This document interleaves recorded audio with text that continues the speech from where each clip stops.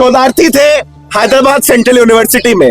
2018 में जब उन्होंने प्रशासन के खिलाफ आवाज उठाई तो उनके छात्रवृत्ति को रोक दिया गया, उनको हॉस्टल से बेदखल कर दिया गया, सिर्फ इस बात के लिए क्योंकि उन्होंने प्रशासन से यह जवाब पूछा था कि क्या एक दलित छात्र को कैंपस में एडमिशन लेने के साथ साथ प्रशासन आगे से फांसी का फंदा और जहर भी दे देगा, क्योंकि जिस परिस्थितियों में उसको यहाँ पे ढकेल दिया जाता है वहां पे आत्महत्या के सिवाय उसके पास और कोई चारा नहीं बचता।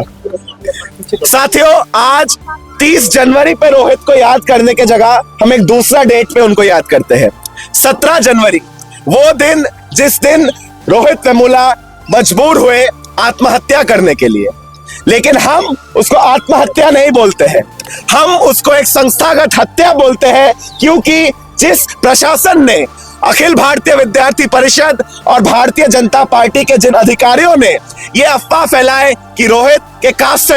सर्टिफिकेट पर सवाल उठाया, जिन्होंने कहा कि वो एंटी नेशनल गतिविधियों के साथ जुड़े हुए थे, जिन्होंने उनके जाति के वजह से उनको यूनिवर्सिटी से बेदखल किया, हॉस्टल से उनको निकाल दिया, आज उस 17 जनवरी को हम रोहित के शहादत दिवस को याद करने के लिए हम मजबूर हुए, ना कि 30 जनवरी जिस दिन वो पैदा हुए थे। वो एक साइंस के राइटर बनना चाहते थे, वो आसमान को लेके लिखना चाहते थे, लेकिन उन सभी सपनों को इस मनुवादी व्यवस्था ने खत्म कर दिया। 30 जनवरी वही दिन है जिस दिन हमारे देश के, जिसको महात्मा कहते हैं, मोहनदास करमचंद गांधी की भी हत्या की गई थी। और गांधी के जो हत्यारे थे वो वही लोग थे जो रोहित के हत्या में भी शामिल रहे थे।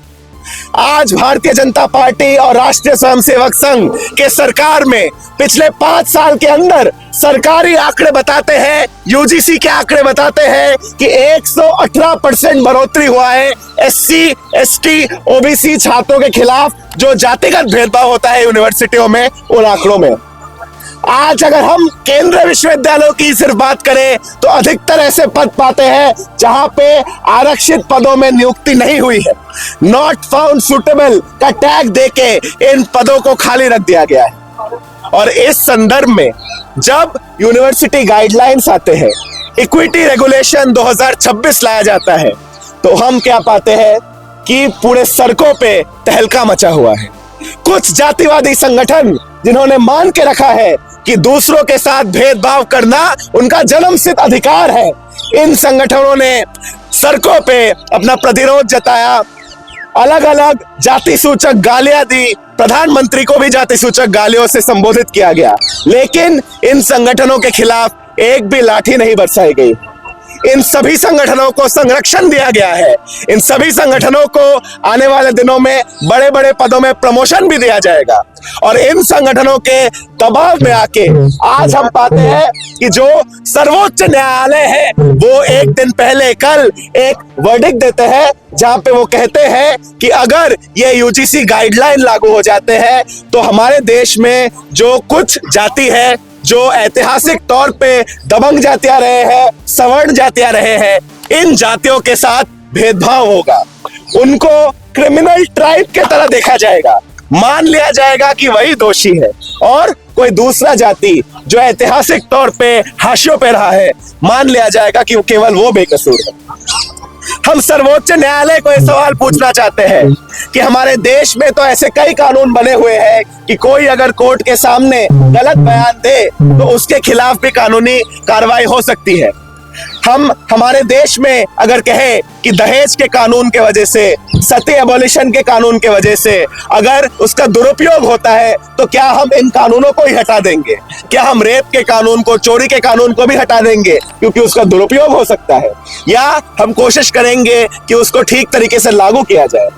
तो आज हम जब यहाँ पे जुटे हैं, जब सर्वोच्च न्यायालय को हम एक सवाल पूछना चाहेंगे कि आप कहते हो कि ऐसे यूजीसी के कानून आ जाने से देश में बंटवारा फैलेगा।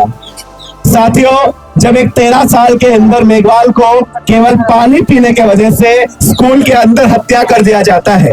जब एक डेल्टा मेघवाल को, एक डॉक्टर अनीता को, एक पायल तन्वी को अपने जाति और लिंग के वजह से आत्महत्या करने के लिए मजबूर कर दिया जाता है, जब हम देखते हैं कि सड़कों पर जब 2018 में SC/ST अत्याचार कानून में संशोधन के खिलाफ भारत बंद में हमारे साथी उतरे थे, तो 13 दलितों को शहादत दिया जाता है।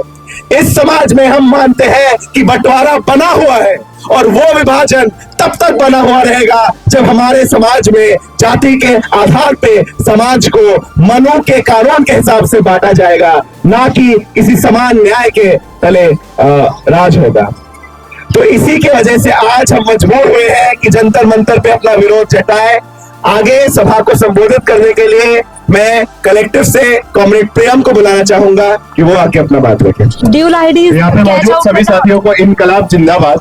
साथियों, 29 जनवरी को हम देखते हैं कि सुप्रीम कोर्ट अपनी सुनवाई में यूजीसी रेगुलेशंस पे स्टे लगा देता है। ये यूजीसी रेगुलेशंस कैंपस स्पेसेस में, यूनिवर्सिटी स्पेसेस में जो जातीय आधारित भेदभाव होते हैं उनको कैसे रोका जाए, उनके साथ कैसे डील किया जाए,